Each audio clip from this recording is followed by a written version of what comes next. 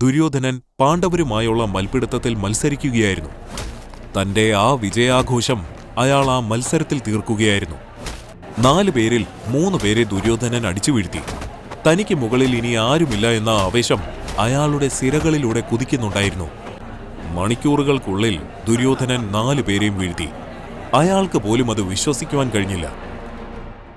ഇനി ആരെങ്കിലും ഉണ്ടോടാ ഞാനായിട്ട് മത്സരിക്കാൻ? ഞാനുണ്ട് ദുര്യോധന.